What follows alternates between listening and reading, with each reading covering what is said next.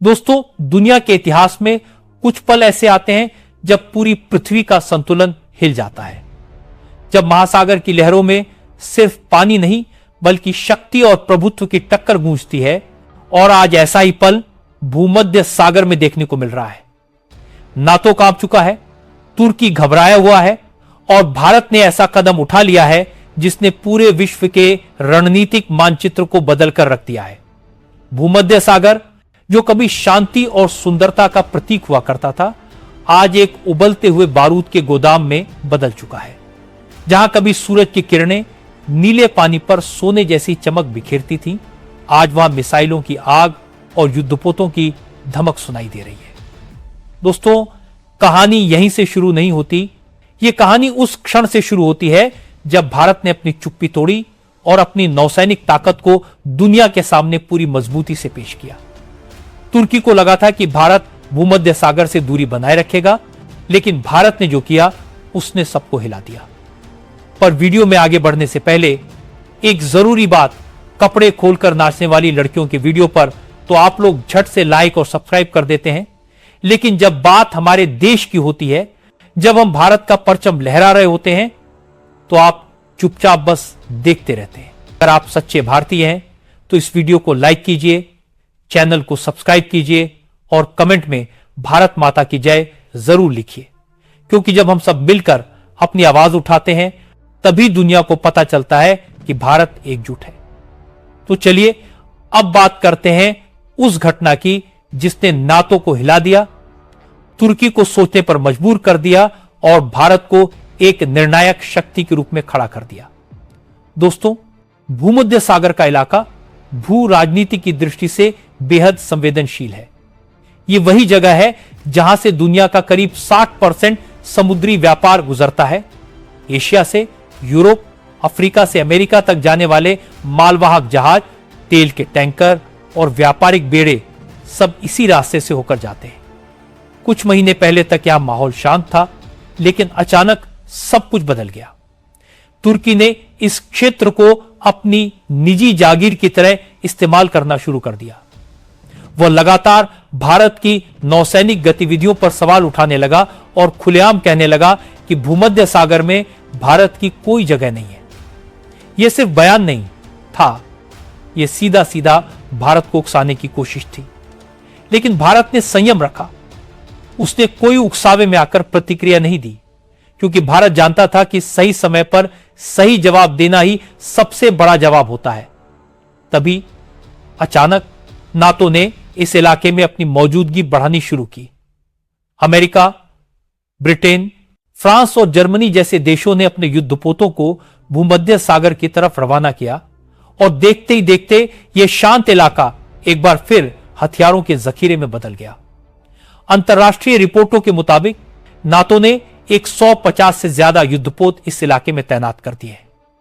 उन्होंने जिब्राल्टर जलसन और स्वेज नहर जैसे दो महत्वपूर्ण रास्तों को अपने नियंत्रण में लेना शुरू कर दिया है। सोचिए, यही दो रास्ते हैं जिनसे होकर पूरी दुनिया की अर्थव्यवस्था का एक बड़ा हिस्सा गुजरता है। अगर ये रास्ते रुक गए तो वैश्विक बाजारों में हड़कंप मच जाएगा। भारत ने जैसे ही यह गतिविधि देखी, तुरंत कार्रवाई की। भारत ने कहा कि समुद्र किसी एक देश या संगठन की संपत्ति नहीं है, यह पूरी मानवता की साझा विरासत है। लेकिन नाटो ने भारत की चेतावनी को नजरअंदाज कर दिया और अपनी गतिविधियां बढ़ाता चला गया। और फिर भारत ने वो कर दिखाया जिसकी किसी ने उम्मीद नहीं की थी। भारत ने अपने 4 आधुनिक युद्धपोत भूमध्य सागर की ओर रवाना कर दिए। ये सिर्फ जहाज नहीं थे, ये भारत की मंशा और संकल्प का प्रतीक थे। भारत ने बिना किसी धमकी, बिना किसी आक्रामक शब्द के दुनिया को यह दिखा दिया कि वह अब किसी की दया या अनुमति पर निर्भर नहीं रहने वाला। दोस्तों, आज भारत जिस स्थिति में है वह किसी एक रात की कहानी नहीं है। यह वर्षों की रणनीति, संयम और दूरदर्शिता का परिणाम है। भारत ने अपनी नौसेना को सिर्फ सुरक्षा के लिए नहीं बल्कि वैश्विक शांति बनाए रखने के लिए मजबूत किया है। और यही वजह है कि आज जब नाटो की ताकतें भूमध्य सागर में इकट्ठा हो रही हैं, तब भारत की उपस्थिति वहां एक संतुलन बनाकर रख रही है। नाटो की नीतियों को देखकर लगता है जैसे वह समुद्र के रास्तों पर स्थायी नियंत्रण चाहता है, जबकि भारत यह मानता है कि समुद्री मार्ग सबके लिए खुले रहने चाहिए। यही विचारधारा दोनों के बीच का सबसे बड़ा फर्क है। तुर्की को शुरुआत में लगा था कि नेटो उसके समर्थन में भारत पर दबाव बनाएगा, लेकिन हुआ इसका उल्टा। नाटो ने तुर्की को ही किनारे कर दिया और अब वही तुर्की खुद अपनी बनाई चाल में फंस चुका है। उसके बंदरगाहों पर विदेशी सेनाएं तैनात हैं और जनता सड़कों पर सवाल पूछ रही है कि आखिर शांति के समुद्र को युद्ध का मैदान क्यों बना दिया गया। भारत ने अब तक एक भी गोली नहीं चलाई, लेकिन फिर भी उसकी मौजूदगी ने दुनिया को सोचने पर मजबूर कर दिया है। संयुक्त राष्ट्र से लेकर यूरोपीय परिषद तक हर जगह भारत की कूटनीति की चर्चा हो रही है। भारत ने जब उनमें कहा कि भूमध्य सागर किसी की निजी संपत्ति नहीं हो सकता, तो पूरा सभागार तालियों से गूंज उठा। भारत की इस दृढ़ता ने यह साबित कर दिया कि आज की दुनिया में असली ताकत हथियारों की नहीं, बल्कि सही नीति और सही समय पर सही निर्णय लेने की होती है। दोस्तों, भारत की यह स्थिति न केवल हमारे देश की प्रतिष्ठा को बढ़ा रही है, बल्कि विश्व मंच पर एक नई दिशा भी दे रही है। रूस, इजराइल, जापान, ऑस्ट्रेलिया और यहां तक कि चीन ने भी भारत के इस रुख का समर्थन किया है। यह सिर्फ समर्थन नहीं, बल्कि यह एक संकेत है कि भारत अब वैश्विक शक्ति संतुलन के केंद्र में है। नेटो की 150 जहाजों की तैनाती को देखकर जो बेचैनी तुर्की में है, वही बेचैनी अब नेटो के भीतर भी दिखाई देने लगी है। कई यूरोपीय देश अमेरिका की आक्रामक नीति से नाराज हैं। फ्रांस और जर्मनी जैसे देश खुलकर कह रहे हैं कि भारत की बात सही है, समुद्र सबका है, किसी एक का नहीं। यह बदलाव, यह सोच, यही भारत की जीत है। दोस्तों, अब यह सिर्फ जहाजों की लड़ाई नहीं, यह विचारों की लड़ाई बन चुकी है। एक तरफ है भारत का संतुलित, संयमित और न्यायपूर्ण दृष्टिकोण, और दूसरी तरफ है नाटो का पुराना सैन्य वर्चस्व का रवैया। और यही कारण है कि आज नेटो कांप रहा है, तुर्की घबराया हुआ है और भारत दुनिया के सामने नई मिसाल कायम कर रहा है। क्योंकि भारत जानता है कि ताकत का इस्तेमाल तभी सार्थक होता है जब वह शांति की रक्षा के लिए किया जाए। दोस्तों, भारत के उस एक कदम ने दुनिया की सियासत में जैसे बिजली गिरा दी। नाटो देशों की मीटिंग्स अब हर कुछ घंटों में होने लगी हैं।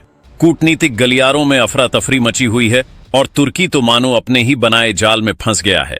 पहले जो तुर्की गर्व से कहता था कि भूमध्य सागर उसकी रणनीतिक पहुंच का केंद्र है, आज वही तुर्की अपने ही बंदरगाहों पर विदेशी सैनिकों की मौजूदगी देखकर हैरान है।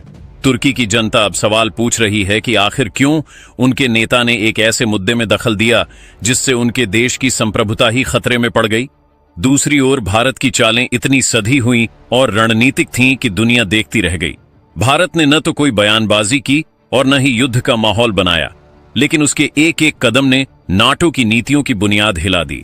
भारत ने जब 4 युद्धपोत भूमध्य सागर में तैनात किए, तो उसके साथ साइबर निगरानी सिस्टम और समुद्री ड्रोन्स भी सक्रिय किए गए। इन ड्रोन्स ने नाटो के हर जहाज की गतिविधि पर नजर रखी। नाटो के कमांडरों को यह एहसास हुआ कि अब उनके हर कदम पर कोई पैनी निगाह रख रहा है। यही वह क्षण था जब पहली बार नाटो के भीतर बेचैनी की फुसफुसाहट सुनाई दी। पेंटागन की रिपोर्टों में यह लिखा गया कि भारत की नौसैनिक ताकत को अब हल्के में नहीं लिया जा सकता। भारत ने आधुनिक तकनीक और रणनीतिक सोच के जरिए बिना गोली चलाए नाटो की रणनीति को चुनौती दे दी है। इस बीच भारत ने संयुक्त राष्ट्र में एक ऐतिहासिक भाषण दिया जिसने पूरी दुनिया का ध्यान खींच लिया। भारत के प्रतिनिधि ने कहा कि अगर किसी एक देश या संगठन को किसी समुद्री मार्ग पर अधिकार मिल गया तो यह पूरी मानवता के लिए सबसे बड़ा खतरा होगा। उन्होंने कहा कि समुद्र का रास्ता किसी का गुलाम नहीं हो सकता। ये शब्द सभागार में गूंज उठे। कई देशों के प्रतिनिधियों ने भारत की बात का समर्थन किया। रूस ने साफ कहा कि भारत की स्थिति सबसे तार्किक और न्याय संगत है। इजराइल ने भी भारत की पहल को सराहा और कहा कि वैश्विक स्थिरता तभी संभव है जब समुद्री मार्ग सबके लिए खुले रहें। जापान, ऑस्ट्रेलिया और यहां तक कि चीन ने भी इस बार भारत की बात को सकारात्मक माना। यह भारत की कूटनीति की सबसे बड़ी जीत थी, क्योंकि जो देश कभी एक दूसरे के विरोधी माने जाते थे, वे अब भारत के रुख को सही ठहरा रहे थे। इसने नाटो की नींव को हिला दिया। दोस्तों, यह वही नाटो था जो दशकों से अपनी सैन्य ताकत के दम पर देशों को दबाने का काम करता आया था।